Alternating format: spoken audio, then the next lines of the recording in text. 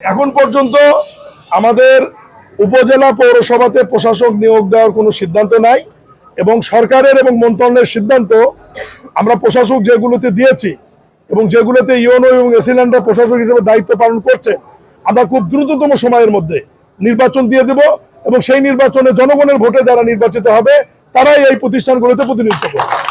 স্থানীয় সরকার নির্বাচনটা আমি বলেছি দ্রুততম সময়ের মধ্যে। আপনাদেরকে একটা জিনিস বুঝতে হবে, বিগত অন্তর্বর্তীকালীন সরকার স্থানীয় সরকার নির্বাচনগুলি বাতিল করে দিয়েছে একটা অর্ডিন্যান্সের মাধ্যমে এবং ওই বাতিলের সাথে তারা আরেকটা জিনিস বাতিল করেছে যে বিগত ফ্যাসিস্ট সরকারের সময় যে দলীয় প্রতীকে নির্বাচন হতো জাতীয় প্রতীকে, এই প্রতীকটা ওনারা বাতিল করে দিয়েছেন। সাধারণ প্রতীকে নির্বাচনের ব্যাপারে ওনারা অধ্যাদেশে ম্যান্ডেটটি রেখেছেন। আপনারা জানেন যে প্রথম অধিবেশনে মাননীয় সংসদ সদস্য জানেন যে 133টি অধ্যাদেশ অন্তর্বর্তীকালীন সরকারের উপস্থাপন হয়েছে এবং সেগুলো আইন আকারে পাশ করার জন্য বিশেষ কমিটি কাজ করছেন এবং এই অধ্যাদেশগুলোর মধ্যে আমাদের সিটি কর্পোরেশন অধ্যাদেশ, উপজেলা পরিষদ অধ্যাদেশ, ইউনিয়ন পরিষদ অধ্যাদেশ, পৌরসভা অধ্যাদেশ, জেলা পরিষদ অধ্যাদেশ, আমাদের এই 5টি অধ্যাদেশ রয়েছে যেখানে জাতীয় প্রতীক ছাড়া সাধারণ প্রতীকে নির্বাচন হবে।